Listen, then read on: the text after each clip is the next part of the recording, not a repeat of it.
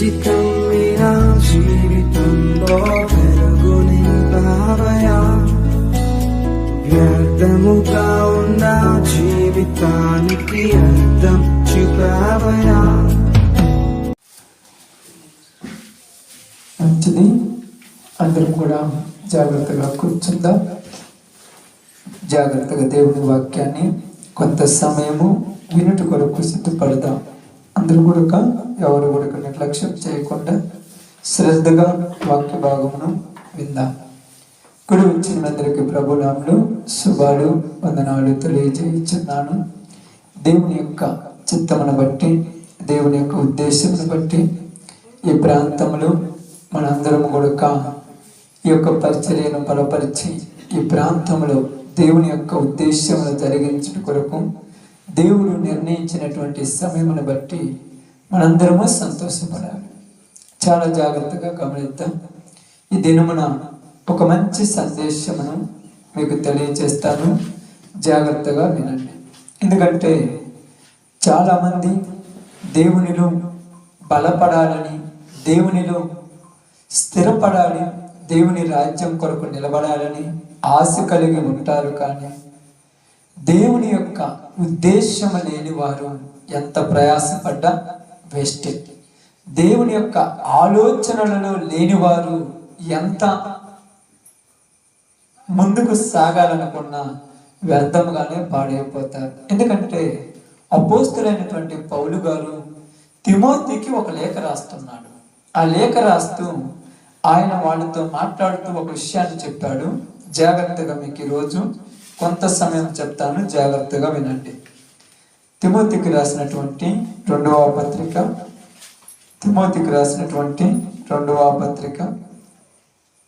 రెండవ అధ్యాయము, జాగ్రత్తగా నండి. 2వ అధ్యాయము 4-5 వచనాలు జాగ్రత్తగా చదువుకుందాం. 3 నుంచి చదవండి. క్రీస్తు యేసు యొక్క మంచి సైనికుని వలె నాతో కూడా శ్రమను అనుభవింపు. సైనికుడు ఎవడును యుద్ధమునకు పోవునప్పుడు తన్ను దండులో చేర్చుకొనిన వానిని సంతోష పెట్టవలనని ఈ జీవన వ్యాపారములలో చిక్కుకొనడు. మరియు జట్టి అయిన వాడు పోరాడినప్పుడు నియమము ప్రకారము పోరాడకుంటే వానికి కిరీటము దొరకదు. దేవుని వాక్య భాగం మన మధ్యలో ఆశీర్వదించును గాక. ఆమేన్. ఇక్కడ చాలా జాగ్రత్తగా మీరు వినండి. ఈ యొక్క ప్రాంతంలో, ఈ ప్రదేశంలో సువార్త కొరకు మనం ప్రయాసపడుతూ వస్తున్నాం. ఎందుకు సువార్త చేయాలయ్యా? అవసరం ఏమిటంటే బైబిల్ గ్రంథం మనకి ఏం చెప్తుందంటే దేవుని యొక్క ఉద్దేశములు ఎన్ని ఉన్నా కూడా అవి క్రీస్తునందు సమస్తము జరిగించాలి. కాబట్టి దేవుడు మనకు తెలియచేసినటువంటి ఆలోచన ఏంటంటే నశించిపోతున్న వారిని వెతికి రక్షించుటకు మనుష్య కుమారుడు ఈ లోకానికి వచ్చాడు. యేసు ప్రభువు ఈ లోకానికి వచ్చారు. నశించిపోయేది ఎవరు అంటే భూమి మీద పుట్టిన ప్రతి ఒక్కరు కూడా నశించిపోయేవాడు. ఎందుకంటే నీతిమంతుడు లేడు, ఒక్కడును లేడు.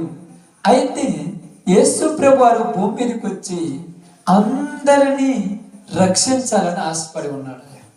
ఎవరిని రక్షించాలన్నా? అందరిని. అందుకే అపోస్తుల కార్యములు 17వ అధ్యాయము మీరు తర్వాత చదువుకుంటే 30వ వచనంలో అంతటను అందరూ మారు మనసు పొందాలని ఆయన ఆజ్ఞాపించుచున్నాడు. అంతటను అందరూ మారాలి. ఏదో 4 మారారు, 10 మంది మారారు, 100 మంది మారారు అనేది మన లెక్క. కానీ దేవుడి లెక్క ఏంటంటే అంతటను అందరూ మారాలి. అంతటా, ఈ భూమి మీద అంతటా అందరూ మారాలి. ఎందుకు మారాలంటే దేవుడు ఇక్కడ ఏం చెప్తున్నారంటే మీరు మారాలని మీకోసం యేసు ప్రభువుని పంపించాను. ఆయన వచ్చి భూమి మీద మీ అందరి కోసం ఎన్నో శ్రమలు అనుభవించాడు, ఎన్నో బాధలు అనుభవించాడు, ఎన్నో కష్టాలు అనుభవించాడు. తన శిలువ మరణమును కొనుక పొంది తన రక్తమంతా ధారపోసి మిమ్మల్ని కొన్నాడు కనుక మీరందరూ మారాలనేది దేవుని ఉద్దేశం. అయితే ఇప్పుడు ఇక్కడ ఈ యొక్క దేవుని యొక్క ఉద్దేశమును బట్టి పౌలు గారు తిమోతికి ఒక లేఖ రాస్తున్నాడు. తిమోతికి లేఖ అంటే పౌలు కొద్దిగా ముందు పరిచర్యలో గొప్పవాడు. తిమోతి పౌలు వెంబడి వచ్చినటువంటి వ్యక్తి. ఈ తిమోతికి ఏమని రాస్తున్నాడంటే, తిమోతి నీవు జాగ్రత్తగా ఉండము. ఏమని చెప్తున్నాడు అక్కడ మీరు చూసినప్పుడు, క్రీస్తు యొక్క 2వ వచనం చదువుతా. 2వ వచనం చివరి మాట చూడండి. 2వ వచనము, నీవు అనేక సాక్షులు ఎదుట నా వలన వినిన సంగతులను ఇతరులకు బోధించుటకు సామర్థ్యము గల నమ్మకమైన మనుషులకు అప్పగించము. అంటే ఈ పని ఎవరికి అప్పగించాలంట? ఎవరికంటమ్మా? ఇప్పుడు చెప్పాలి. ఎవరికి అప్పగించాలంట? సామర్థ్యము గల నమ్మకమైన వాళ్ళు. నమ్మకమైన వాళ్ళు అందరూ ఉంటారు, కానీ సామర్థ్యం కావాలి. సామర్థ్యం అంటే చెయ్యగలిగిన వాళ్ళకి ఇవ్వాలి. ఎవరికంటే వాళ్ళకి ఇవ్వటానికి లేదు. ఎవరికంటే వాళ్ళకి ఎందుకు ఇవ్వకూడదు అంటే, బైబిల్ ఏం చెప్తుందంటే, కిందికి వచ్చినప్పుడు మనం చదివినప్పుడు ఏమంటున్నారంటే, సైనికుడు ఎవడును యుద్ధమునకు పోయినప్పుడు, సైనికుడు యుద్ధానికి పోయినప్పుడు, యుద్ధములోకి వెళ్ళినప్పుడు, యుద్ధం చేసేటప్పుడు వేరే విషయాల ఆలోచన ఉండకూడదు. ఆలోచనలు ఉంటే ఏమవుతాయన్నా? యుద్ధము చేస్తాడా, విషయాలు పట్టించుకుంటాడా? యుద్ధంలో ఉన్నాడు విషయాలు పట్టించుకొని ఏం చేయగలరా? ఇప్పుడు యుద్ధానికి పోయినాడు యుద్ధం చేయకుండా విషయాలను పట్టించుకుంటే వాడు ఎవరో ఒకటి చేతిలో చచ్చిపోతాడు. అర్థమవుతుందా? నువ్వు పోయింది ఎక్కడికి? యుద్ధానికి. యుద్ధానికి పోయేటప్పుడే ఏమని తీర్మానం చేసుకొని పోయావు? ఏమని తీర్మానం చేసుకొని పోతాడు యుద్ధానికి పోయేటప్పుడు? చనిపోయినా బతికినా దేశం కోసం యుద్ధం చేసి యుద్ధంలో విజయం సాధించి మళ్ళా వస్తాను అని చెప్తాడు. అంతే కదా? ఇప్పుడు యుద్ధానికి పోయిన వాడు యుద్ధ రంగంలో దిగినాడు. యుద్ధ రంగంలో యుద్ధం చేస్తున్నాడు. ఎదురుగా సైనికులు ఉన్నాడు, ఇటు పక్క ఏడున్నాడు. వీడు యుద్ధం చేస్తున్నప్పుడు ఇంటి దగ్గర నుంచి ఫోన్ వచ్చింది అనుకోండి, ఈ వ్యక్తికి చెప్పతారా? చెప్పరా? ఎందుకు చెప్పరు? యుద్ధంలో ఉన్నాడు ఏ మనిషి కావుడు. అర్థమవుతుందన్నా? అన్నా బాగా కింద కూర్చోలేకపోతే నువ్వు బాగా వినాలి వాక్యం. నువ్వు జాగ్రత్తగా నువ్వే వినాలి ఈరోజు. ఎందుకంటే దేవుడు పని అప్పగించాడు అంటే అందరికి అప్పగించాడు. చాలా మంది ఇక్కడ ఉన్నారు కదా, మీరు అందరూ అనుకుంటున్నారు ఇదిగో మీ అందరికి ఆశ ఉంది దేవుడి పని చేయాలని. దేవుడి పని చేయాలని అందరికి ఉంటది. అర్థమవుతుందన్నా? అందరికి ఉంటది, కానీ అందరూ అర్హులు కాదు. అర్థమవుతుందా? ఈ మందిరానికి అందరికంటే ముందు రావాలి, తలుపులు తీయాలి, ఇవన్నీ ఓడవాలి, బాక్సులు పెట్టాలి, పాటలు పెట్టాలి, ప్రార్థన చేయాలి, ఇవన్నీ ఉంటాయి. అందరికి ఉంటది, ప్రతి వాడికి ఉంటది. కానీ అర్హత కలిగినోడికే అవ్వాలి. ఇక్కడ ఏమంటున్నాడు? సైనికుడు ఎవడు కూడా యుద్ధమునకు పోవునప్పుడు ఏమంటున్నాడు చూడండి అక్కడ, సైనికుడు ఎవడు కూడా యుద్ధమునకు పోవునప్పుడు తన్ను దండులో చేర్చుకునే వాడిని. తను ఎవడు దండులో చేర్చుకున్నాడు? యుద్ధంలో సైన్యాధిపతి ఉన్నాడు చూడు, ఆయన ఎవరిని చేర్చుకుంటాడు? అందరం చేర్చుకుంటాడు అక్క. యుద్ధం చేయగలిగినాడు. ఇంకా మనకు అర్థమయ్యే భాషలు చెప్పాలంటే, ఒక ముఠా మేస్త్రి ఉన్నాడు. ముఠా కడతారు కదన్నా, మేస్త్రి ఉన్నాడు. ఈ మేస్త్రి ఎవరినైతే వాళ్ళని పని తీసుకుంటారు, బాగా పని చేసాను చేసుకుంటారు. అంతేనా? ఇంకేమంటుందా? నిజంగా అంతేనన్నా? బాగా ఆలోచించాలి. అంతేనా? తీర్మానం తీసుకునేటప్పుడు పని చేసేవాళ్ళు ఏమంటారు తెలుసా? నువ్వు బాగా పని చేసినా చేయడం తర్వాత సంగతి.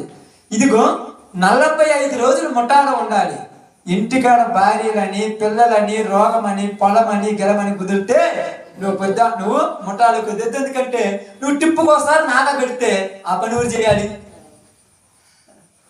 పని బాగా చేసేవాళ్ళు ఊరేనా ఉండొచ్చు.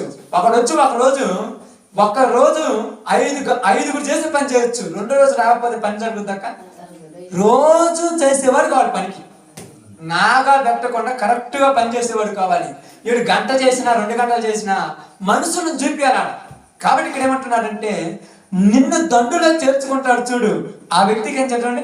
యుద్ధమునకు పోయినప్పుడు తన్ను దండులో చేర్చుకుని వాడిని సంతోష పెట్టవాలని దండులో చేర్చుకుంటాడు చూడు. మొట్ట మేస్త్రి ఎప్పుడు సంతోష పెడతాడంటే, ఏ నాగా కట్టకుండా తన పని తను కరెక్ట్ చేసి వాడిని చూస్తే సంతోషపడతాడు. వాడిని చూసి నేర్చుకోడా.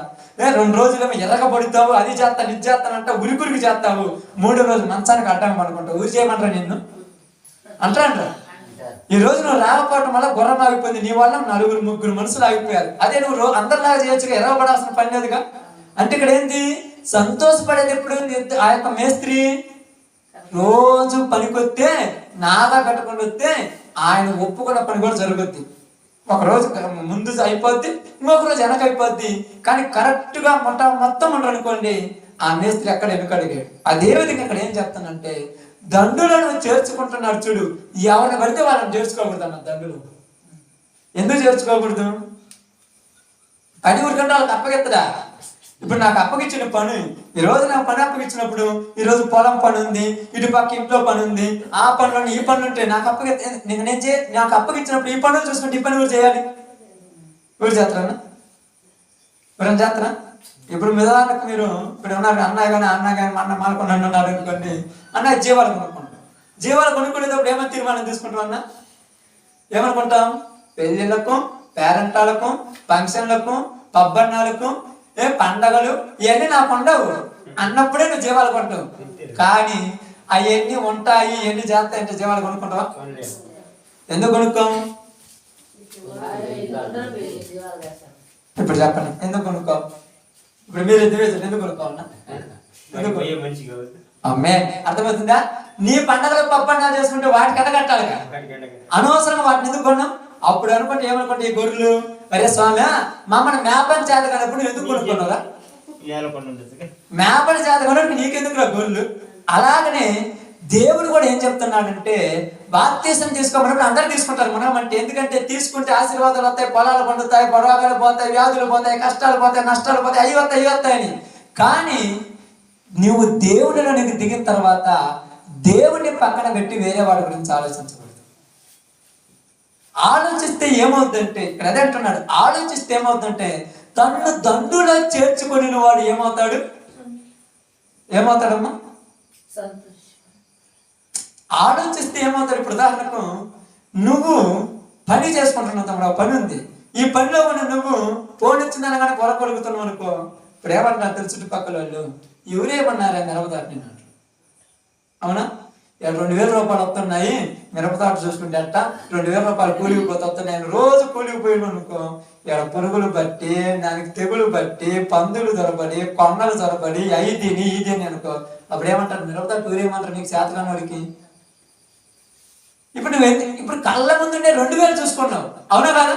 కళ్ళ ముందు 2,000 కనపడుతున్నాయి. కానీ కరెక్ట్ అయినాడు ఏం చేస్తాడు తెలుసా? 2 సార్లు 4 నెలలు వస్తాయి, 2,000 వస్తాయి.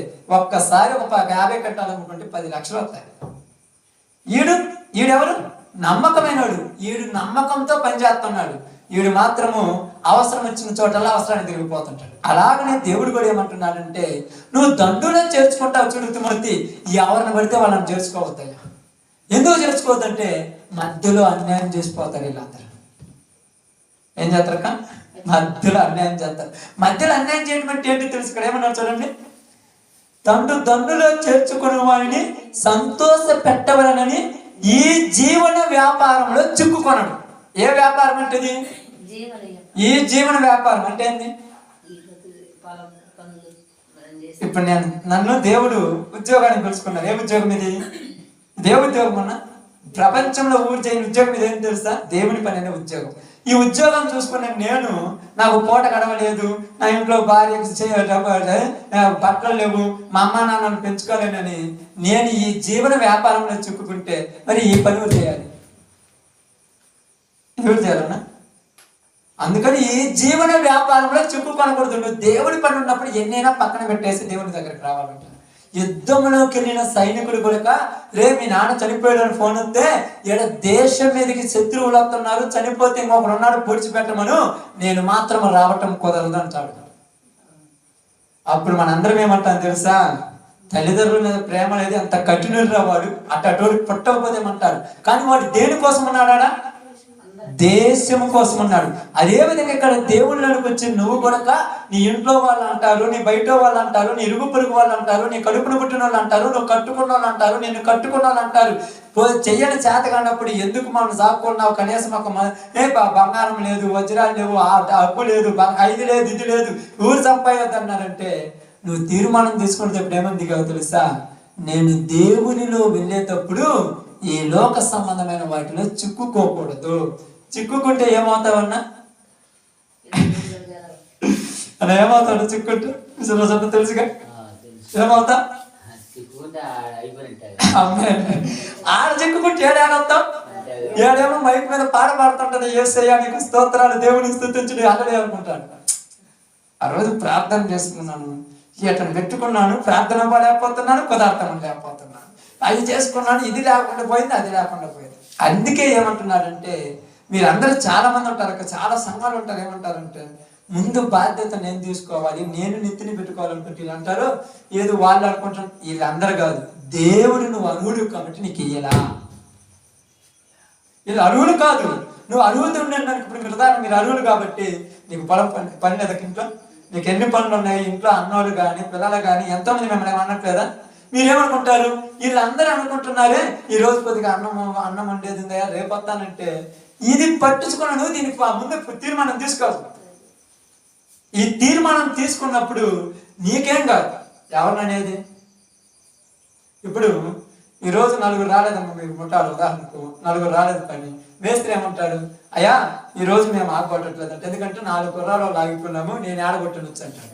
ఇప్పుడు గుర్రాల వాళ్ళని పోయి తిడతాడా, మేస్త్రిని తిడతాడా? శాతగానుడు ఉరుపుకమన్నారు నిన్ను, అంతేనా? ఇప్పుడు దేవుడు కూడా ఏమంటున్నాడంటే, ఇక్కడ ఏమంటాడంటే దేవుడు, ఇదిగో నీవు సైన్యంలో చేర్చుకున్నావు కదా తిమోతి, నువ్వు కొంతమంది కొన్ని బాధ్యతలు అప్పగించావు కదా, నువ్వు అప్పగించినప్పుడు శాతగానులకు అప్పగిస్తే నీకే అవమానము. శాతైనోడికి ఇవ్వాలి దేవుడి పని. నువ్వు చేతైంది. ఇప్పుడు ఈరోజు చాలా మంది చూడండి, ఈరోజు పనులు బాటలు ఉన్నాయి కాబట్టి దేవుడు లేడు, దెయ్యం అనేది ఎట్టుబడితాడు తిరుగుతుంటారు. కానీ రేపు ఏమి లేనప్పుడు మమ్మల్ని పట్టించుకోవడానికి సేవకులు లేడు, కనీసం ఆదివారం ప్రార్థన కూడా లేదంటే కనీసం నువ్వు చర్చిలో దూకుంటే కదా నీకు యజమానుడు కావాల్సింది. ఈరోజు ఏదో చిన్న అవసరం అని, చిన్న ఏదో పని అని, అదే లేదని ఉరుకుతుంటివి. నీకు ఉరికినప్పుడు ఇప్పుడు పెద్దవాడు చూడండి, ఇప్పుడు మనకు అందరూ జరుగుతుంది కదా, స్కూల్లో పిల్లలు లేనప్పుడు టీచర్ అవసరం లేదా? పిల్లలు లేనప్పుడు టీచర్ ఎందుకు ఓరక చేతం ఇవ్వాలి టీచర్కి. ఇప్పుడు ఈ టీచర్ ఏం చేస్తాడు, పిల్లలను చూడ పంపిస్తాడు. ఇదే మీరు అనుకోవాలి, బాగా గమనించండి. మీరు చాలా మంది అనుకుంటారు ఇంతకు ముందు మన సంఘం బాగుండేది, బలంగా నిలబడేది, అంతా బాగుండేది అంటే బాగా నిలబడేది కాదనట్లేదు. కానీ పిల్లలు కరెక్ట్గా లేనప్పుడు టీచర్ని ట్రాన్స్ఫర్ చేయాల్సి వస్తుంది. పిల్లలు కరెక్ట్గా లేరు, మీరు టీచర్ ఎందుకంటే ఓరకి నెల 50,000 60,000 ఆ టీచర్ నుంచి పోషించడం అవసరమా? మరి ఏంటి ఇప్పుడు 4 పిల్లలు కరెక్ట్ వాళ్ళు ఉన్న టీచర్ని పంపించాలి. కొన్ని ఊళ్ళలో 12 మంది పిల్లలు ఉంటారు, 10 మంది ఉంటారు. 10 మంది ఉన్నారంటే అవసరము ఆ 12 మందికి టీచర్ కావాల్సింది. స్కూల్ ఉన్నది, టీచర్ ఉన్నారు, పిల్లలు ఉన్నారు. ఇప్పుడు స్కూల్ ఉంది, టీచర్ ఉంది, పిల్లలు లేరు. ఇప్పుడు స్కూల్ ఏం చేయాలి? స్కూల్ ఉంది, టీచర్ ఉన్నారు, పిల్లలు లేరు. మరి స్కూల్ ఏం చేయాలి? మూసేయాలి. ఇప్పుడు మూసేస్తే ఎవరికి నష్టం? నిజం చెప్పండి అమ్మా, ఎవరికి నష్టమ్మా? ఎవరికి నష్టం? ఎంతో డబ్బులు పెట్టి స్కూల్ కట్టించి ఆ ప్లేస్ కొని ఎంత చేస్తే ఆ స్కూల్లోకి టీచర్ లేకపోతే గవర్నమెంట్కి నష్టం.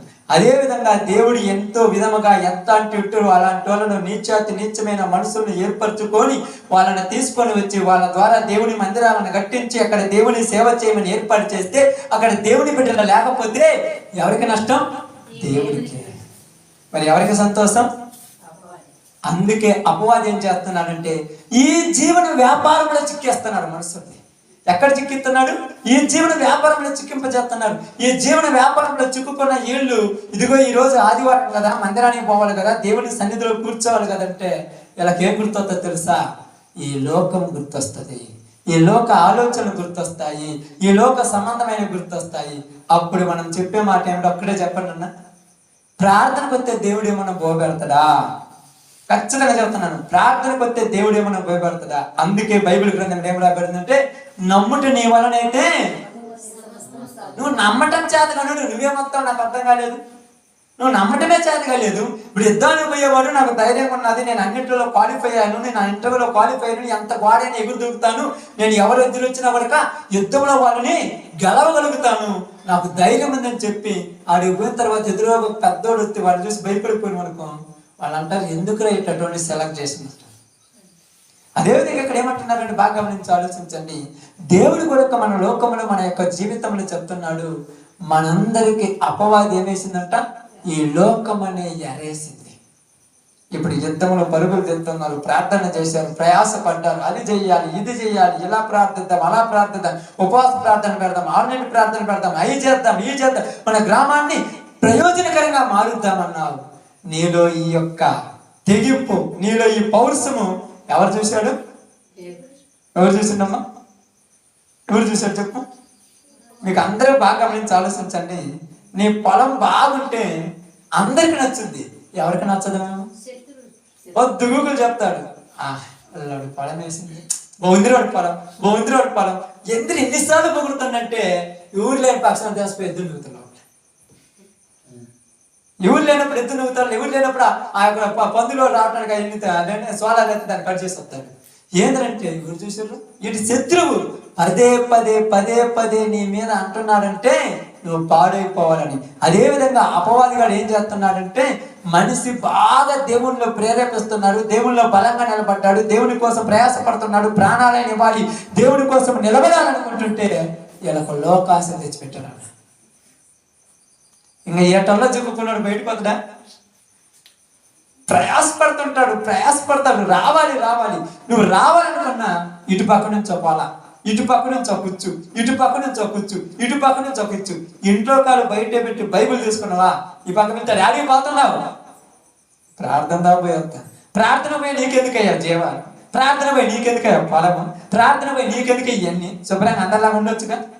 ఇప్పుడు ఏళ్ళకి సమాధానం చెప్పలేక, ఏటకాడి ఇరుక్కోలేక అలా అలా అలా ఉండి చివరికి ఎన్న పడిపోతాడు. అందుకనే ఏమన్నాడంటే తను దండులో చేర్చుకుని వాడిని సంతోష పెట్టాలి. దేవుడిని సంతోష పెట్టాలంటే ప్రజలు లోక ఆశల్లో చిక్కుకోకూడదు, ఈ జీవన వ్యాపారంలో చిక్కుకోకూడదు. నాకు కూడా చాలాసార్లు ఇప్పుడు ఆటో ఉంటుంది, అయ్యి ఉంటుంది, చాలాసార్లు అంటారు రోజు తోలుకోవచ్చు కదా, అది చేయొచ్చు కదని. ప్రార్థన వదిలిపెట్టి తోలుకుంటే నేను ప్రార్థన కిందకు అవసరమా? శుభ్రంగా ఉద్యోగం చేసుకోవచ్చు కదా, నేను సేవ మానుకుంటే ఇంకొకరు వచ్చి చేస్తారు కదన్నా. అలాగని నువ్వు అడ్డమయ్యి వచ్చే వాళ్ళని రాకుండా నిలబడ్డాడు. అడ్డంగా ఈరోజు చాలా మంది మారారు, మారిన వీళ్ళు మారిన వాళ్ళకు అడ్డంగా నిలబడ్డారు, మారకుండా. ఎందుకంటే వీళ్ళు అన్నీ ఉన్నారు, ఏమన్నారు తెలుసా? అబ్రహాం మాట్లాడతారు, విశ్వసించితిని కనుక మాట్లాడితే ఏంటంట, విశ్వసించితిని కనుక మాట్లాడితే. అబ్రహాం విశ్వసించాడు, మాట్లాడాడు, నేను నమ్మానన్నాడు. ఈరోజు మనం నమ్మాము, లోకానికి పరుగులు తెస్తుంటే వాళ్ళు ఎప్పుడు నమ్మాలయ్యా? నమ్మి నువ్వే దేవుడు లేడు, దెయ్యం లేదు, ప్రార్థన లేదు, భక్తి లేదు, చర్చిని పడుచుకో, ఏం పడుచుకోకుండా పరుగులు తెస్తుంటే బయట వాడిని నమ్మంటే ఎప్పుడు నమ్ముతాడన్నా? నమ్ముతాడా? ఇప్పుడు నిన్ను దండులో చేర్చుకున్నందువల్ల ఆయనకేమన్నా మేలా, నీ వల్ల ఏమన్నా నష్టమా? ఇప్పుడు చెప్పండి. వీళ్ళు ఎలాంటి వాడు తెలుసా? నాగా కడుతుంటాడు చూడు, అప్పుడప్పుడు మేస్తుంటాడు, నాగా పెట్టాడు ఏం చేస్తాడు తెలుసా? రే నేను బావట్లేదు, నువ్వు కూడా బావద్దని చెప్తాడు. ఇటు ఒక్కడ మానుకుంటే పర్లా, ఇంకొకటి కూడా మానిపోతాడు. ఎందుకు? నాకు కూలి రాకూడదు, వాడికి ఎందుకు కూలి, వాడికి కూడా రాకూడదు. ఇప్పుడు ఇద్దరు మానుకుంటే ఇద్దరు పోయి ఇంకిద్దరు మానేస్తారు. నలుగురు మానుకుంటే ముఠానే ఆగిపోయింది అనుకో, ఆ రోజు కుట్టు అయిపోతే ఈడు కూలి కూడా నష్టం కాదుగా. అలాగనే ఒకటి తర్వాత ఒకడు ప్రార్థన లేకుండా చేస్తే ఆదివారం పాస్టర్ అందరు పని పోవచ్చుగా. ఆదివారం పాస్టర్ రాలేదు, పని పోవచ్చుగా. ఏందమ్మా ప్రార్థన పోలేదంటే పాస్టర్ అక్కడ ఉంటే కదా సక్రమైనాడు మేము ప్రార్థన పోవటానికి అంటే ఎవరి మీద పెట్టారు తప్పంతా? తప్పంతా ఎవరి మీద పెట్టారు? పాస్టర్ మీద పెట్టారు. ఎందుకు పాస్టర్ మీద పెట్టారంటే ఆయన వస్తే మేము ఎందుకు పోము. అదే ఇక్కడ బైబిల్ చెప్తున్నమాట ఏంటంటే నీవు అప్పగించే పని, ఏ పని అప్పగించినా, పరిచర్య చేసేదైనా, ప్రార్థన చేసేదైనా, వాక్యం వినేదైనా, నువ్వు అన్నం వండేదైనా, చర్చి ఉడిచేదైనా, ఏదైనా అప్పగిస్తే ఎవరికి పడితే వాళ్ళకి అప్పగించకూడదన్న. అర్థమైందన్నా? ఇప్పుడు మనోడు ఉన్నాడు, ఉదయాన్నే లేచినమ్మటే ఏం చేస్తాడు? పొలిగడ తీసుకుంటాడు, అది ఉడుతాడు. అదే నువ్వు లేకపోతే అది ఊరవడం వలన వేరే వాళ్ళు ఉడుతున్నావు, ఊరవడం అట్లా పిల్లలు ఉన్నారు, అక్కాయి ఉన్నది, వాళ్ళు ఊడుతురు. ఊడ్చే ప్రతిసారి ఏం చెప్తారు తెలుసా? ఏమంటారు? అంటే పర్లా చల్లనోడికి ఎందుకు మేకలు, చల్లకత్తనోడి చేతగానోడికి ఏంటెందుకు మానెత్తిని పెట్టుకోండి వరక అంటే ఇప్పుడు అదే చెప్తున్నారు ఇక్కడ. ఎందుకంటే బైబిల్ కూడా ఏం చెప్తుందంటే దేవుడు మీకు పనులు అప్పగించాడు. బాగా అన్నా ఒక 2 నిమిషాలు ముగిద్దాం. బాగా మీకు పనులు అప్పగించాడు. ఈ పనులు మీకు అప్పగించినప్పుడు, ఈ పనులు మీరు చెయ్యాలనుకున్నప్పుడు లోక ఆశలు మీకు ఎరగా చేశాడు లోకానికి. ఈరోజు ఒకప్పుడు ప్రార్థన కొరకు చాలా మంది చూస్తున్నారు కదా, ఆ రోజు నుంచి ఈ రోజు వరకు వస్తూనే ఉన్నారు మనతోటి. చాలా మంది అక్కలు వస్తున్నారు, పోతున్నారు. కానీ మనతో వద్ద నాకు అన్నయ్యకి ఏం చేసిందంటే లోకాశ ఎరగేసింది. ఏందన్నా రావచ్చు కదంటే ఏమొచ్చు నేను బ్యాగ్ ఒప్పుకున్నాను. ఇప్పుడు ఏం సంపాదించాలని నాకు అర్థం కాదు. ఊరికి మిద్దెలు కట్టాలి, మనకన్నా ఊరికన్నా మిద్దెలు కట్టాలా అమ్మా? ఊరికన్నా కోట్లు సంపాదించాలా? ఊరికన్నా కోట్లు సంపాయాలా? ఏమంటారు తెలుసా? శుభ్రాన్ని దేవుళ్ళలో ఉండి అంతే సార్లు అంటారు. అమ్మాయి కూడా చాలాసార్లు మళ్ళీసారి చెప్తుంది, నువ్వు ఏం పని చేయొద్దు, ఇప్పుడు ఏదైనా ఇబ్బంది అయితే నీకెందుకు అంటుంది కదా. కానీ ఇప్పుడు ఎందుకు అది? లోకాశలు. లోకాశలు, మనిషికి వచ్చే ఆశలు. సంపాయాలి. అదేవిధంగా ఈ దండులో చేర్చుకున్నవాడు దేవుణ్ణి సంతోష పెట్టాలంటే ఈ జీవన వ్యాపారంలో చిక్కుకొనకూడదు. ఇప్పుడు మీరు అంటారు, అయితే పని చేసుకోవద్దా? క్వశ్చన్, పని చేసుకోవద్దా? పని చేసుకో. ఎలాగంటే దేవుడి కంటే ఎక్కువ పని కదా. అందుకే బైబిల్ గ్రంథం చూడండి. బైబిల్ గ్రంథంలో నుంచి కొరింథీయులకు రాసినటువంటి 2వ పత్రిక, కొరింథీయులకు రాసిన 2వ పత్రిక 5వ అధ్యాయము 9వ వచనం జాగ్రత్తగా చదవండి. 5:9. కావున దేహము అందు ఉన్నను, దేహము విడిచినను ఆయనకు ఇష్టమై ఉండవలనని మిగుల అపేక్షించుచున్నాము. ఎవరికి ఇష్టంగా ఉండాలంట? ఎవరికి ఇష్టంగా ఉండాలని? దేవునికి ఇష్టంగా ఉండాలని. శరీరమంతా ఉన్నను, శరీరం విడిచిపెట్టినను, ఈ లోకంలో ఉన్నంత కాలము నేను ఏ పని చేసినా ఎవరిని సంతోష పెట్టాలి?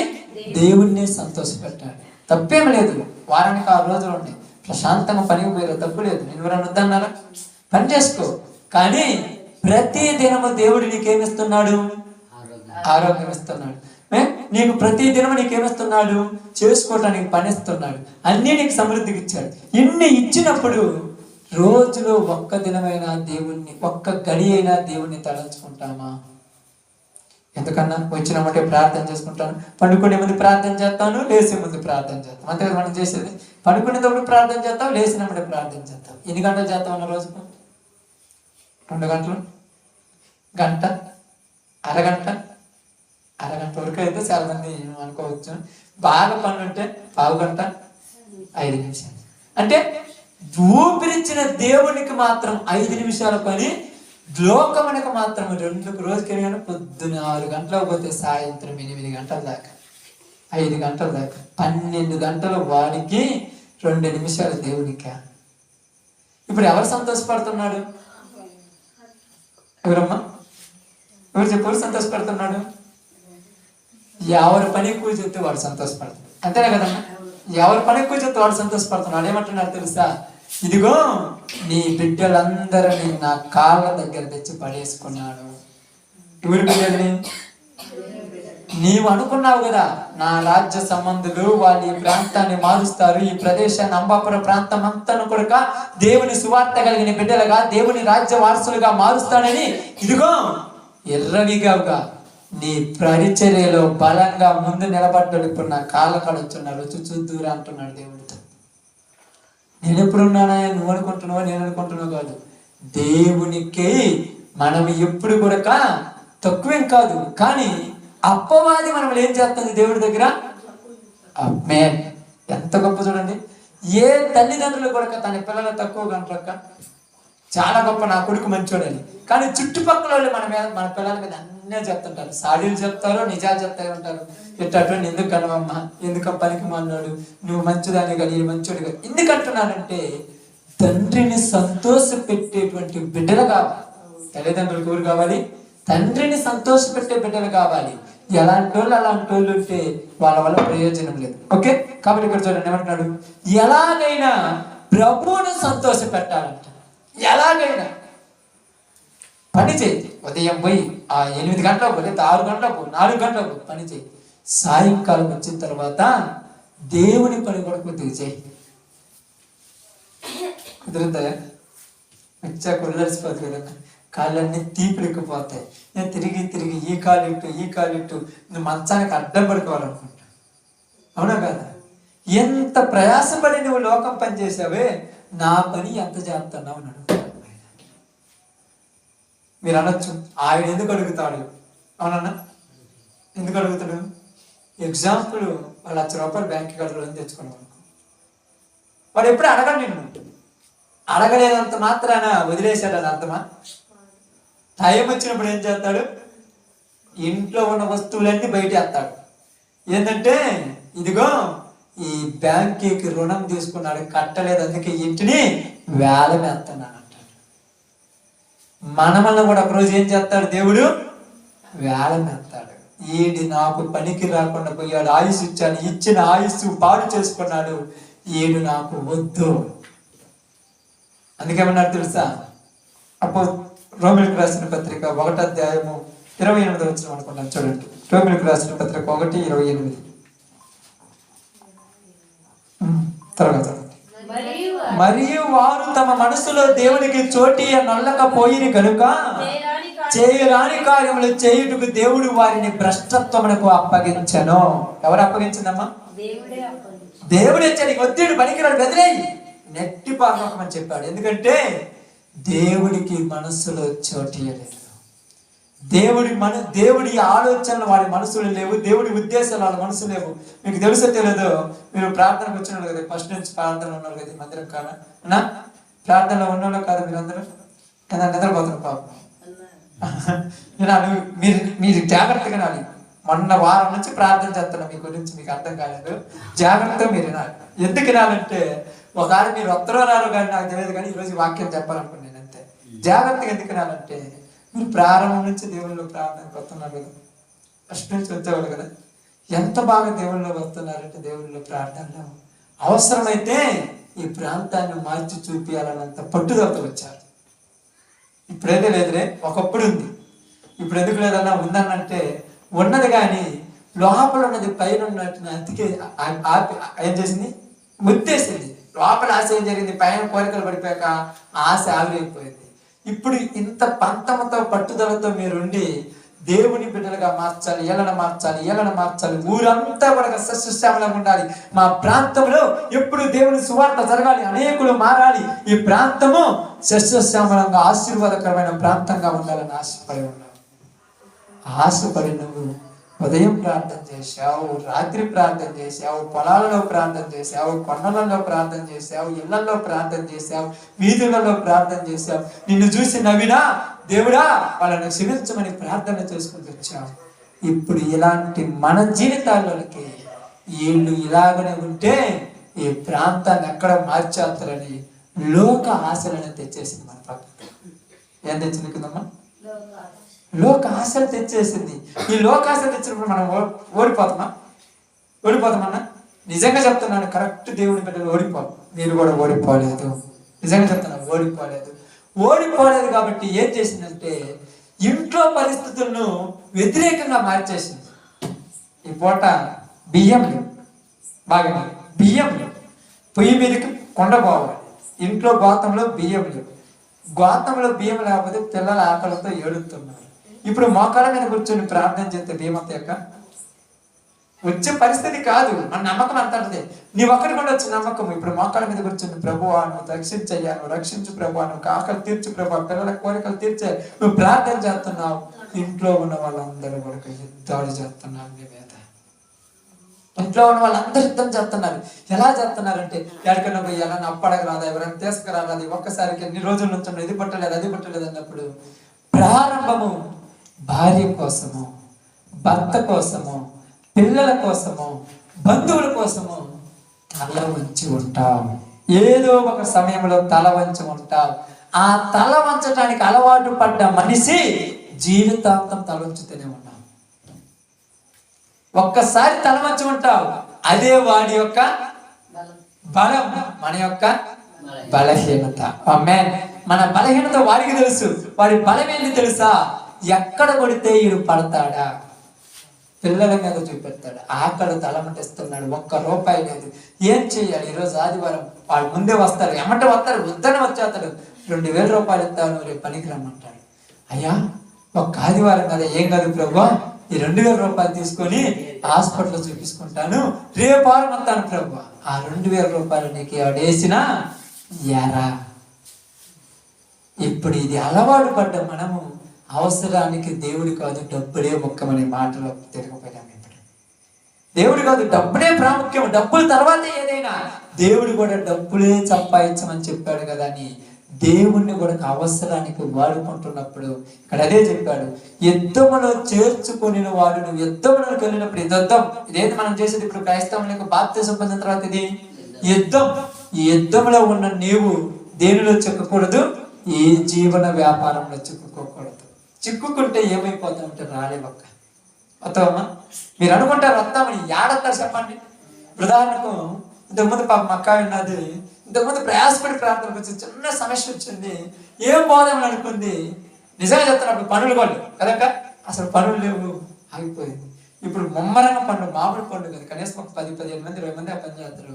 అంత పని చేసి రాగలిగిందంటే చిక్కుకున్న బయటకు వచ్చావు చూడు, వచ్చిన తర్వాత మళ్ళా నువ్వు అక్కడికి వెళ్ళలేవు. కానీ ఇప్పుడు నీ పనులన్నీ అనిపోయినా, నీ మైండ్ అంతే ముందు ఉదయం నుంచి సాయంత్రం దాకా సాయంకాలం ప్రార్థన ఉంది, సాయంకాలం ప్రార్థన ఉంది, ఆ ఊరి పరిచర్యకి వెళ్ళాలి, ఇక్కడ ప్రార్థన పోవాలి, ఇక్కడ ప్రార్థన పోవాలి. ఇప్పుడు ఈ ప్రార్థన అనేది నీ మైండ్ లో ఉన్నది కాబట్టి ఈ పనులు కూడా కాలు నొప్పులు ఉండవు, కడుపులు నొప్పులు ఉండవు, ఒళ్ళు నొప్పులు ఉండవు, పొద్దుగోకులు మేకలతో తిరిగి చేయనే ఉండవు. పట్ట చేస్తుంటావు. 5 నిమిషాలు చేసేసి ఆ టయానికి రెడీ అయిపోతాను అంటే అప్పుడు అడేమనుకుంటాడు తెలుసా, ఈయన నేను గెలవలేను కనుక యుద్ధం వేరే వైపు నుంచి చేస్తాడు. నీ మీద చేయను ఇంకా, ఎందుకంటే నువ్వు ఆల్రెడీ గెలిచావు కదా. నీ మీద యుద్ధం చేయలేక నీ బలహీనత వాడికి తెలిసి ఉంటుంది. ఏంటిది మన బలహీనత అంటే, నా బలహీనత వాడికి తెలుసు, నీ బలహీనత తెలుసు, నీ బలహీనత తెలుసు. ఆ బలహీనత ఏంటిదంటే, ఒకరికి భార్య అయి ఉండొచ్చు, ఒకరికి భర్త అయి ఉండొచ్చు, ఒకరికి పిల్లలు అయి ఉండొచ్చు, ఒకరికి అవసరాలు అయి ఉండొచ్చు, ఒకరి కోరికలు అయి ఉండొచ్చు. ఆ బలహీనతని వాడికి ఆయుధంగా, వాడికి ఎరగా ఇచ్చేస్తుంది. అందుకని ఇక్కడ అంటున్నాడు, దండులో చేర్చుకుని వాడిని సంతోష పెట్టాలంటే, దేవుణ్ణి సంతోష పెట్టాలంటే జీవన వ్యాపారంలో చిక్కుకోకూడదు. ఈరోజు ఎందుకు దేవుని పనులు మనుషులు ముందుకు సాగలేకపోతారంటే జీవన వ్యాపారాల్లో చిక్కున్నారు. ఇప్పుడు అనొచ్చు, నేను ఉదాహరణకి ఏదైనా పని చేసి మీరు ఏమనొచ్చు, వీళ్ళందరూ మక్కలు వీళ్ళందరూ అంటారు, మేము పోటీస్తామే మా పాస్టర్. నిజంగా మేము పోటీస్తాం, ఆయనకేం అవసరం ఏముంది, ఆదివారం పోనీ అక్కడ తిరగటానికి ఎక్కడ తిరగాల్సిన అవసరం ఏముంది, మేము పోషించలేమా, కనీసం పోషించడం మా వల్ల కాదా? అవును పోషించగలరు, కానీ నేను కరెక్ట్ లేకపోతే ఎవరు పోషిస్తారు? నేను కరెక్ట్గా ఉండాలి. వీళ్ళు కాదు, మీరు కాదు, దేవుడు పోషిస్తాడు. వీళ్ళని పోషించదక్క, దేవుడు పోషిస్తాడు. కరెక్ట్గా నేను ఉండాలి. కాబట్టి ఇప్పుడు నాకు పెట్టిన ఇదే మాట ప్రతి వాళ్ళకు పెట్టుకోండి. చూద్దాం, 40 సంవత్సరాలు 20 లక్షల మందిని పోషించిన దేవుడు పగులు ఎండ దెబ్బైనను రాత్రి వెన్నెల దెబ్బైనను తగలేదు, వాళ్ళ కాళ్ళ చెప్పులు అరిగిపోలేదు, వాళ్ళు కష్టపడలేదు, పని చేయలేదు. 20 సంవత్సరాలు 40 సంవత్సరాలు పోషించిన దేవుడు నేను పోషించలేడా? కానీ నమ్మకం లేదు. రేపు ఒకవేళ క్యాన్సర్ వచ్చిందనుకో, ఇప్పుడు ₹4 రాసి పెట్టుకోకపోతే క్యాన్సర్ ఊరిస్తారు డబ్బులు అంటే, క్యాన్సర్ వస్తుందని ఫిక్స్ అయిపోయినవా? అయిపోయినా? ఎల్లుండి ఒకవేళ పిల్లలకి జ్వరం వచ్చిందనుకో ఊరు చూపుతారు, కనీసం 4 నక్కలు చెప్పిపోతే ఆడపిల్లని పెళ్లి కట్టి అని. ఇన్ని అనుమానాలతో నువ్వు దేవుళ్ళు ఏమనగలరు? నాకు అర్థం కాలేదు. ఎన్ని డౌట్లు ఉన్నాడు దేవుడితో ఉండగలరా? ఎస్తేరు మహారాణి ఉంది, మీకు అంతా ఎస్తేరు ఉంది. ఎస్తేరు తన పినతండ్రి దగ్గర బతుకుతుంది. పినతండ్రి దగ్గర బతుకుతున్నప్పుడు ఆ ఎస్తేరుకు ఆస్తి లేదు, ఐశ్వర్యం లేదు, సంపద లేదు, ఎవరు ఏమని వివాహం చేసుకుంటారని ఆశ కూడా లేదు. యూదుల రక్షణ కావాలని ముర్దక ఎదురు చూస్తూ ఉన్నాడు. యూదుల రక్షణ సమృద్ధి అయింది. అందుకోసం నువ్వు దేవుని పనిలో ఉండమంటే ఆ దేవుడు ఎస్తేరుని ఏం చేశాడు? ఆ దేశానికి వివరాణం చేశాడు. ఎంత కట్నం ఇచ్చాడమ్మా? దేవుడు ఆ మనసు కలిగించాడు. కాబట్టి ఇక్కడ ఏదంటే చూడండి, ఈ జీవన వ్యాపారములో చిక్కు కొనకూడదు. చిక్కు కొనడు అంటే చిక్కు కొనడు అన్నాడు. మరియు జట్టి అయిన వాడు పోరాడినప్పుడు నియమము ప్రకారం పోరాడాలి. మళ్ళా పోరాటం కూడా ఎలా ఉండాలి? ఎలా పెడితే అలా కాదు. ఈ రోజు పని లేదు, ప్రార్థన పెడతాను. రేపు పని ఉంది, ఎల్లుండి పెట్టుకుందాం ప్రార్థన. ఇది కాదు. నియమం ఒకటి ఉంటుందిగా. ఇప్పుడు మహిమరాజు సురేష్ ఎన్ని గంటల స్కూల్ మీకు రోజు? 9 గంటలకే కదా ఉదయాన్నే? లేదులే రేపు నాకు మా ఇంట్లో ఫంక్షన్ ఉంది, మధ్యాహ్నం 2 గంటలకు పెడతాను ఎప్పుడన్నా సార్ అన్నాడా? ఎందుకంటే అండు నియమం అంతే. మనకు పనులు ఉంటేనేమో ప్రార్థన ఉండదు ఆ రోజు, పని లేకపోతే మాత్రము ఏదన్నా ఈరోజు ప్రార్థన పోతాను రా, ఏదన్నా అసలు నీ మధ్య ప్రార్థనకే రావట్లేదు అంటే నీకు పని ఉన్నప్పుడు మాత్రం ప్రార్థన లేదు, పని లేకపోతే ప్రార్థన. ఇది నియమమా? నియమము కాదా? నియమం కాకపోతే ఏం కావాలంటున్నాడా? నియమం ప్రకారం పోరాడకుంటే వానికి కిరీటము దక్కదు. ఎంత బాగా ఉన్నారు చూడండి. మనం అన్ని పనులు చేస్తాడు. ఉదాహరణకు మా అన్న అప్పుడప్పుడు మాట పనులు చెప్తాను, అన్న మధ్యాహ్నం నుంచి గొర్రెలు పోకూడదంటే అంటాడు, అయ్యా ఎప్పుడు మీ అత్తయ్య అంటాడు. వాటి టైం అంతే కదన్నా, నీకు పని ఉందని చెప్పి మధ్యాహ్నం 3 గంటలకు ఎడితే ఏమంటాయి? అన్ని పోతుంటే వాటిని చూసి ఏడుతుంటాయి కదా, పై కారణా కొన్ని అన్ని మేత పోతున్నాయి. మా యజమాని చూస్తాడు. ఆయన లోపల టీవీ పెట్టుకొని నిద్రపోతూ ఉంటాడు. అవునా? అప్పుడు అంటాడు, అవి అనుకుంటాడు లోపల వీడికి ఎందుకురా జీవాలు వాటికి వాళ్ళు తంత అనుకుంటాయి కదా. అందరూ మేతగా దేశపోతుంటే మమ్మల్ని దేశపోలేదు, వీడికి ఏం చేద్దామంటే మనము మంచి పిల్లల్ని అనుకుంటే ఎండిపోదామంటున్నాం. కాబట్టి దేవుడు కూడా ఏం చేశాడంటే కరెక్ట్గా లేని సంఘాలను కూడా ఎండగట్టేస్తున్నాడు. వీళ్ళకి ఎందుకు వారికి అనవసరంగా వీళ్ళని ఎండగట్టేస్తే వాళ్ళకే తెలియబడుతుంది. నిజంగా చాలా మంది కావాలని చూడండి, రేపు ఆదివారం కాకుండా ఎప్పుడైనా చూడండి, మీరు ప్రార్థనకు వచ్చేవాళ్ళు ఉంటారు కదా, కరెక్ట్గా వాళ్ళని మీరు అడగండి, కరెక్ట్ వాక్యం తెలిసిన వాళ్ళు ఒక్కళ్ళు ఉంటారు.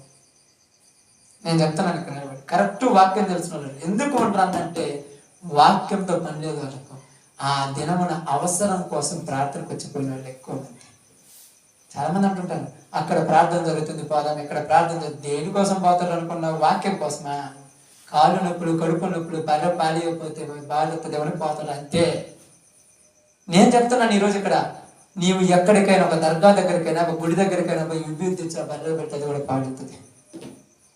ఫ్రాంక్ నిజం చెప్తాను, మీరు అనొచ్చు లేదా అంటే నేను ఫ్రాంక్ చెప్తాను, జ్వరమొత్తే నువ్వు అక్కడ పోతే ప్రార్థన చేసుకుంటే పోయింది, అదే జ్వరమొత్తే వాళ్ళు అక్కడ పోతే ఆత్రం గడుచుకుంటే పోయిందా పోలేదా?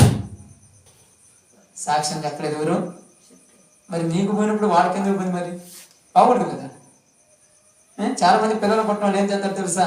నీదంతా నేనే, మా నాన్నకు మా పిల్లలు లేకపోతే తర్వాత 5 తర్వాత పుడతానంటే నేను తిరుపతి పోతానంటే నేను పుట్టాను. మరి తిరుపతి పోయాడు, మరి ఆయనకి శక్తి అందామా? అర్థం కాల లోకానికి. కేవలం యేసు ప్రభుని కూడా అవసరాల కోసం వాడుకునేటట్టు మారిపోయారు కనుక ఈరోజు వాళ్ళ అవసరాలు తీరుతున్నాయి, కానీ ఏమి బాగుపడట్లా, సంఘం బాగుపడట్లా, గ్రామం బాగుపడట్లా. మీకు తెలిసే తెలియదు సంఘం ఎందుకు క్షీణించిపోతుందంటే నియమం ప్రకారం పద్ధతిగా నేర్చున్నారు. ఇష్టం వచ్చినప్పుడు పోవటం, ఇష్టం వచ్చినప్పుడు రావటం. మీరు ఉదాహరణకి రోజు పని పోలేదు, మా తమ్ముడు పని పోలేదు కాబట్టి నేను మధ్యాహ్నం నుంచి పని అయిపోయింది, నేను పని పోతాను రప్పించుకుంటా, పులుకులు ఎత్తరా?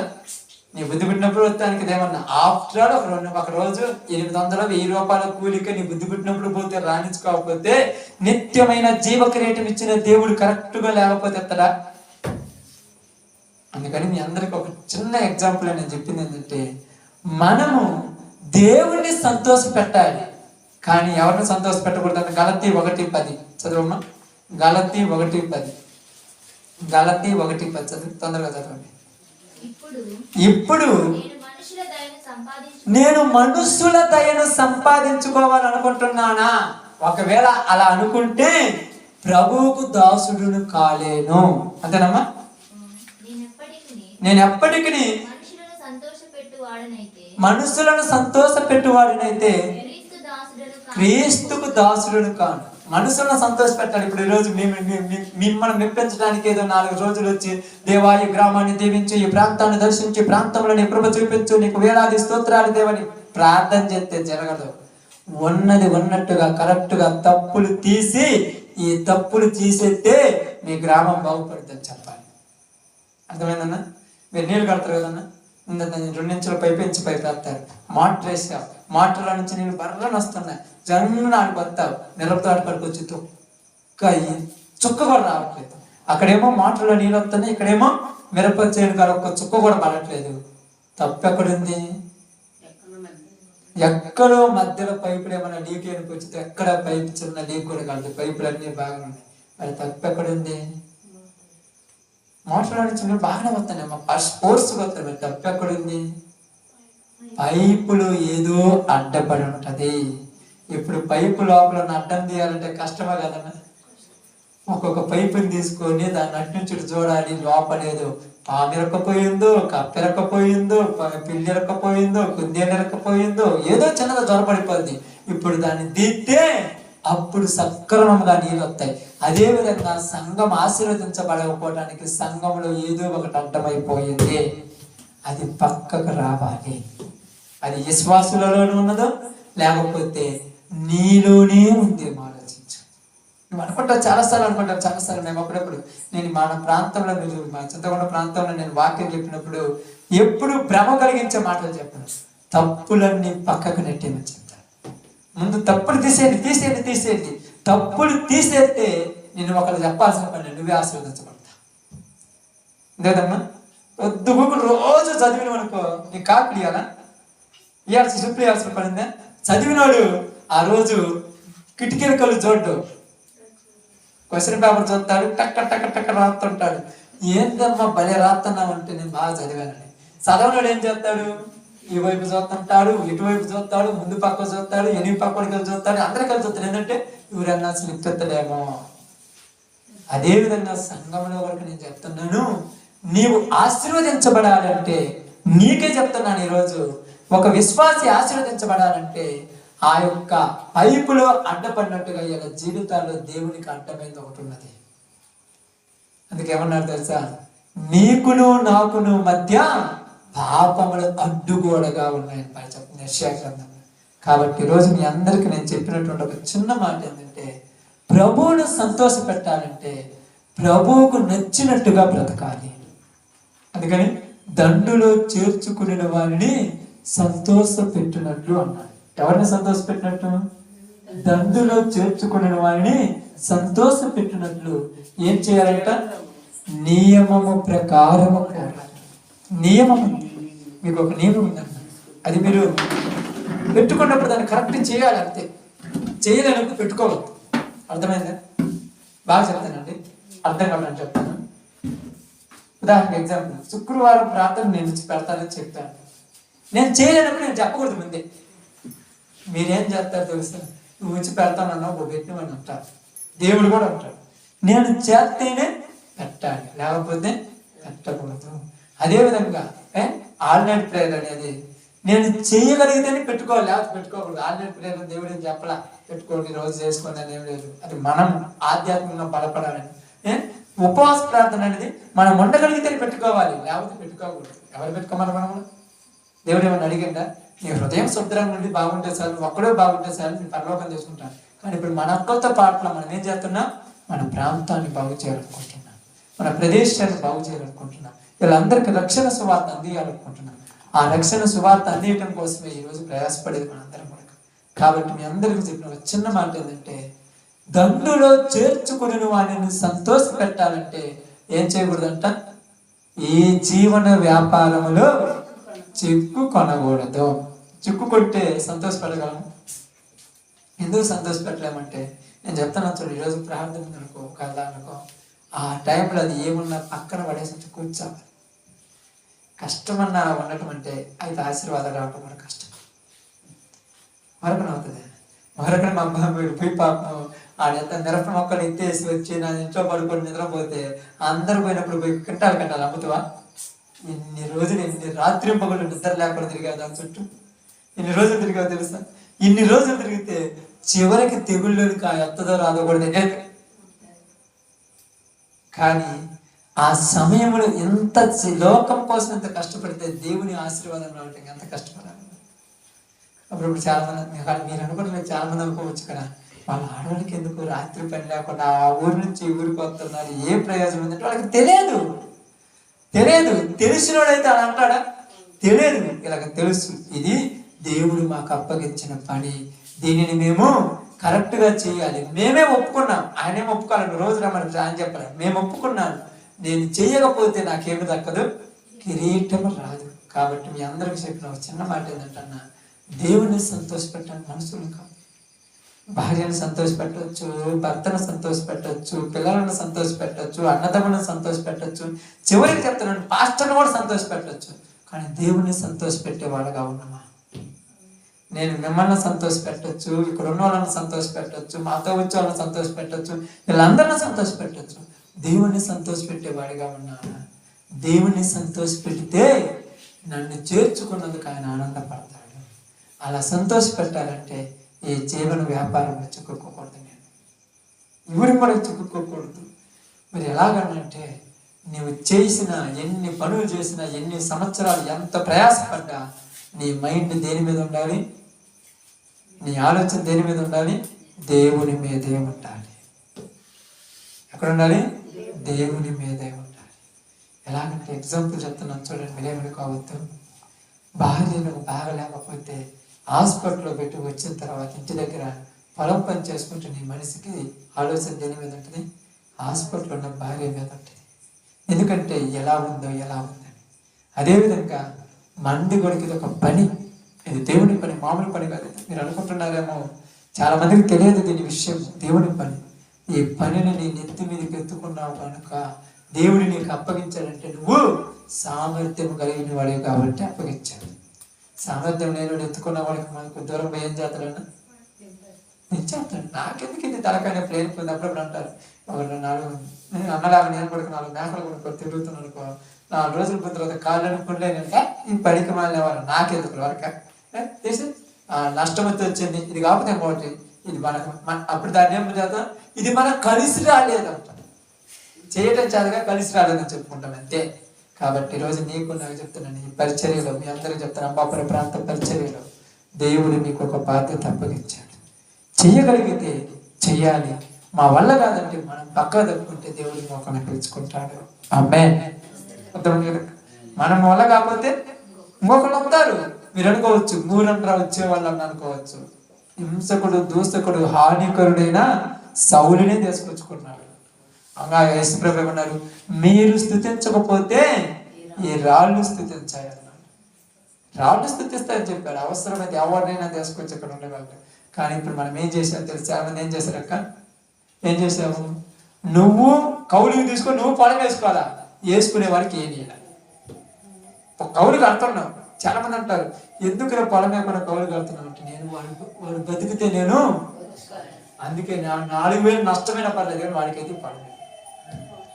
అలాగే నువ్వు బాగుపడేవాడిని బాగుపడలేవు. కానీ దేవుడి చేతిలో పడితే ఎవరు కూడా తట్టుకోలేడు. కాబట్టి ఈరోజు మీ అందరికీ చెప్పిన ఒక చిన్న మాట ఏంటంటే, మీరందరూ కూడా బాగా, మనందరూ కూడా, నా సేవకుడికే కాదు ప్రతి వాడికి, దేవుడి మిమ్మల్ని ప్రార్థన, దేవుని యొక్క సమాజంలో పిలుచుకున్నాడు. ఇది నీ పని కాదు, ఇది ఎవరి పని?